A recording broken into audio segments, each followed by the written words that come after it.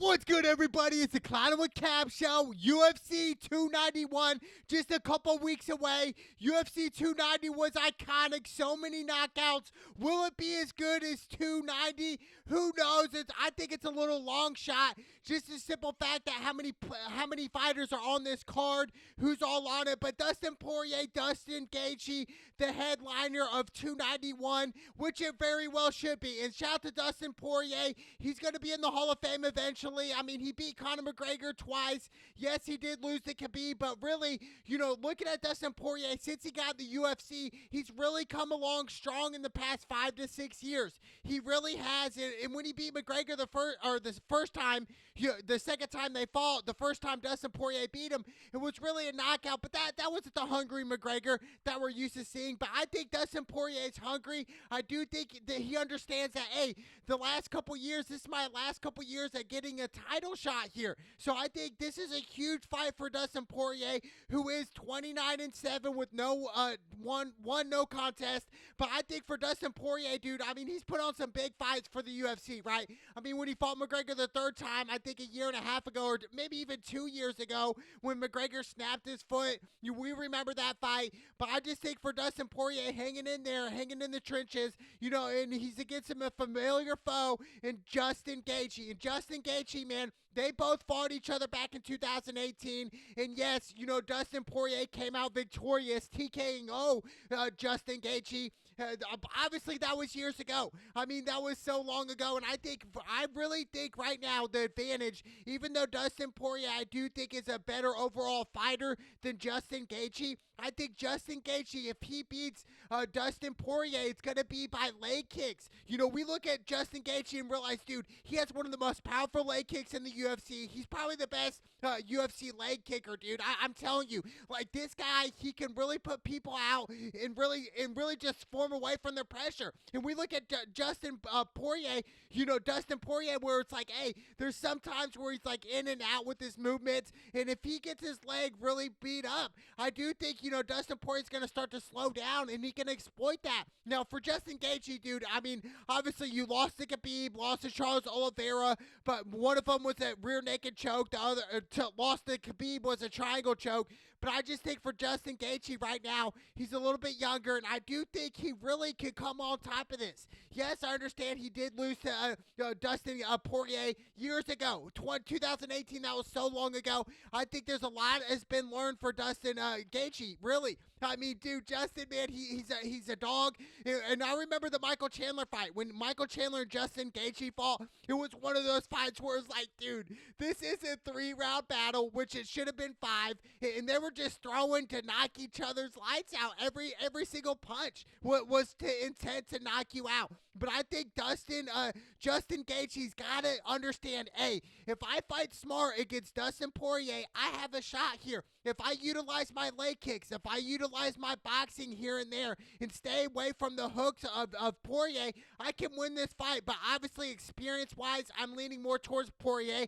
That's why he's the favorite right now. And right now, even though we're about a couple weeks out from the fight, Justin Gaethje's at plus 110 right now. Now, that line might change. It might go to 120 come fight night, or maybe even 130 when the money's getting thrown on Dustin Poirier, which I do expect that. I think a lot of the experts are going to go Dustin Poirier, but I just think for Justin Gaethje, man, I'm telling you, dude, like, there's something about him. When he last fought, dude, every time I see Justin Gaethje fight, it's probably the best fight on the card, no matter what, whether it's the first fight or the last fight.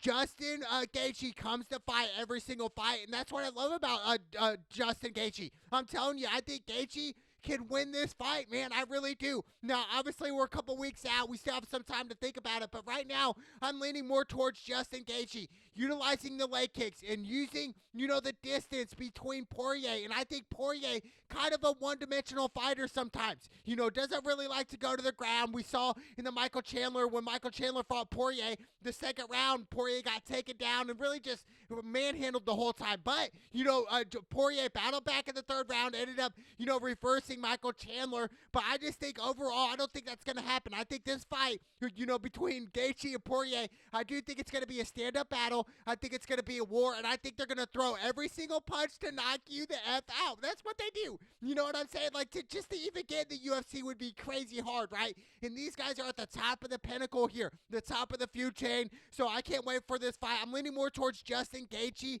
just a little bit right now, but who knows, come fight night, it's going to be a little different, but I can't wait. And Poirier's done so much for the UFC. He's 4-1 since losing to Khabib, and obviously he lost to Charles Oliveira in 2021. That was a championship fight by rear naked choke, but I just think, what Dustin Poirier's done for the UFC, for Dana White, great business. Like I said, fought McGregor 3 times in his career, dude. His first time was back in 2014. We remember he got knocked out in like 2 minutes. It was sparked. That was a hungry McGregor, but then he beat McGregor twice, and he's really on the up right now. So obviously, if a lot of the whales are gonna throw big money, they're probably gonna go Poirier because of experience. But I'm telling you right now, Justin Gaethje has the recipe to knock out Dustin Poirier. Mark my words. So I'm leaning more towards Justin Gaethje on that fight. Then we got Jan Blachowicz versus Alex Pereira.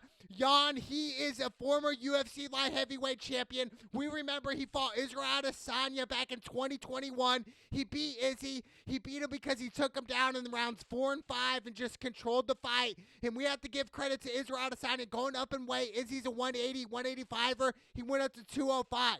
And we have to understand Jan was probably, at least 225 in that fight, which is crazy, right? Coming into that fight, how they could just gain weight in one night, which is insane. But, for Jan, man, he's 29-7-1 in the UFC. He has one title defense that was successful, against Israel Adesanya. His first title fight was against Dominic Reyes. But I just think, looking at the light heavyweight division, the reason the belt's getting tossed around because of the GOAT left. John Jones went up to heavyweight, the GOAT left the division, and now it's up for grabs. And I think Alex Pereira right now, 7-2, really a new guy in the UFC, hasn't really fought many times in the UFC. But let me tell you right now, if Jan does not get Alex Pereira down on the ground, and this fight's going to be a stand-up battle, Alex Pereira's going to knock this guy out. I'm telling you, Alex Pereira has that power, dude. Like, he just, walks around like 220, dude. Like, him fighting Israel Adesanya at 180 was light for him. So, this is a natural way for Alex Pereira. And I'm telling you, his accuracy, everything with Alex Pereira does, dude, is dangerous. Obviously, he doesn't want this fight to go on the ground. Now, if I'm Jan and all his coaches in his corner, I'm telling him, hey, we're going for the takedown here. We're going against the cage. We're putting up against the cage. This is MMA. We could do so many different things besides standing up. But I just think it's harder said than done. And I'm telling you, if Alex Pereira stands this whole fight, he's going to win by knockout. I think Alex Pereira wins, dude. I really do. I mean, this guy is a different animal. Beating Israel Adesanya the first time they fought in the UFC, dude. And not to mention the times before in kickboxing where he did beat Israel Adesanya, knocked him out, dude. So, there's a lot of history with Alex Pereira. If you guys just never heard of this cat before, dude, I'm telling you, dude, this dude is dangerous. He's precise with his power, and I'm telling you, he can swing, dude. He's got bricks on his hands, and I'm telling you, they're fast. They're coming in fast, and I just think it's going to be a great fight, but I'm leaning more towards Alex Pereira right now. The younger guy, I think he's a little bit more hungry. Not to say Jan's not hungry. I'm just saying right now for the belt, this isn't a championship fight right now. The light heavyweight champion's up for grabs. So I think whoever wins this fight is going to get a title fight next, 100%. So I think for Alex Pereira, dude, 7-2 in the UFC, and really, if he was just on his P's and Q's and backed up, he really could have beat Israel Adesanya the second time. Right? We can always say if, ands, or buts about it, but shout out to Israel Adesanya, one of the biggest UFC stars right now, present day. But I just think Alex Pereira, dude, I'm telling you, he's an animal. And when he fought Israel Adesanya the first time, Izzy almost knocked him out at the end of the first round, if we remember. The same counter where Israel Adesanya knocked out Alex Pereira in the second fight, which is crazy, right? But I just, you live and learn from your mistakes. So I like Alex Pereira over Jan by knockout. I cannot wait for that fight. It's going to be interesting. Now, I'm hearing speculations that Paulo Costa will not be able to fight at UFC 291, which I'm kind of in shock right now. I'm thinking, why? Is it the weight? Is it the juice? What is it? I just think for Paulo Costa, man, he came in the UFC really really on fire. And then he got, really raped by Israel Adesanya, dude, on live TV. Got raped there, and just always talking this crap on social media. And I'm just thinking, dude, like, we need professionals here. And we saw Chimaev miss weight. Like, if you want to be a true professional, dude, you made it to the top of the league, the top of the food chain in the UFC, and you're just going to jack around like this? Like, it's just unprofessional. I don't know what Paulo Costa's thinking right now. I don't know if he's on steroids or what. I just think he's more worried about what he looks on online, dude. Like, oh, look at my physique. Look at my six-pack, dude. Even though I don't have the belt, look at my six-pack. Don't I look cute? Like, I just think it's different, dude. Does Paulo Costa really want it? Like, does he want to be in the UFC, dude? Like, is he really a for-real fighter? Like, when he first came in and fought Romel, I thought, hey, for sure this guy's a beast, dude. He can knock anybody out. And then come to find out, after Israel Adesanya got done raping him, I was like, dude, like, this is no good, dude. Like, Paulo Costa is not the guy right now. I don't know what's going on. Maybe that's just a rumor. I hope he fights at UFC 291. But like I said, if he does, I wouldn't be surprised, dude. He's probably on the juice anyway, so it is what it is. And then we got the legend Tony Ferguson versus Bobby Green. Tony Ferguson 26-8, dude. He's on a 5-fight losing streak. I think this is Tony Ferguson's last fight in the UFC. I really do. I would be surprised if Dana White's like, hey, Tony, if you lose again 6 times in a row, hey, we understand you're towards the end of your career. He's not going to want him to fight again. So I think, what a reign it was, what a run for Tony Ferguson it was in the UFC, but 5-fight losing streak, lost to Gaethje, lost to Charles Oliveira, got, leg kick knocked out by Michael Chandler, got dogged by Nate Diaz. So I think for even though Tony Ferguson's battling some stuff recently outside the octagon, he's had a heck of a career in the UFC. He really has. So hats off to Tony Ferguson, but he's going to take an L once again and lose 6 in a row and retire after UFC 291. Even though Bobby Green, he's on a 3-fight losing streak himself. He really is, dude. But, obviously he fought Islam. He got sparked in the first round. But Bobby Green right now, 29-14-1. Bobby Green doesn't have much to lose in this fight. So I'm going to go Bobby Green here. Why? He's more younger, and I think he's a little bit more hungry. But I just think Tony Ferguson, man, he's on his way out. I think this fight, he wants this fight to collect a check. I don't know what's going on, but I truly believe that it's just for the money at this point for Tony Ferguson. 5-fight losing streak, dude, it's over for him. I'd be surprised if he does beat Bobby Green 100%. I'd be surprised. But if he wins, half thoughts to Tony Ferguson, but I'm betting against Tony Ferguson in a couple weeks. I'm telling you that right now. I like Bobby Green over Tony Ferguson.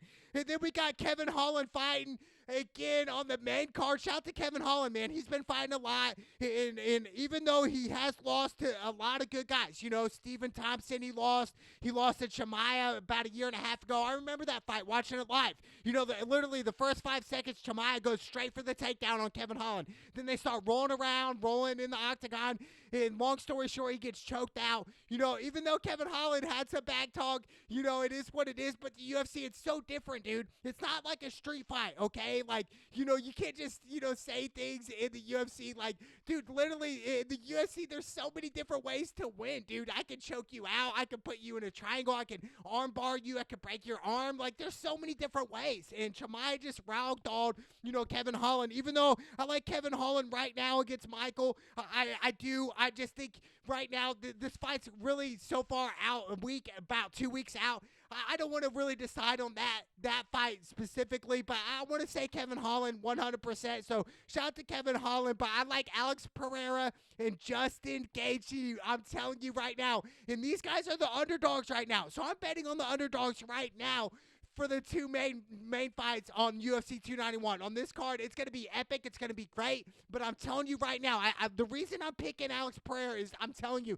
this guy's a different animal. He's a different breed. And that's why I'm betting on him, dude. Because he's got hands of bricks, dude. One shot is the lights out. That's it. So that's why I'm going Alex Pereira. And I think Justin Gaethje, if he has a great game plan, sticks to his leg kicks throughout the whole fight, for the whole fight, dude, I think he can beat Dustin Poirier. I really do. I think he can beat Poirier, even though Poirier is more experienced, has more leverage on him in that aspect. I'm telling you right now, all it takes is one or a couple shots. It's over. So I like Justin Gaethje over Dustin Poirier in a close fight. I cannot wait for UFC 291. It's going to be epic. It's the Clouded with Cab show. Let's go!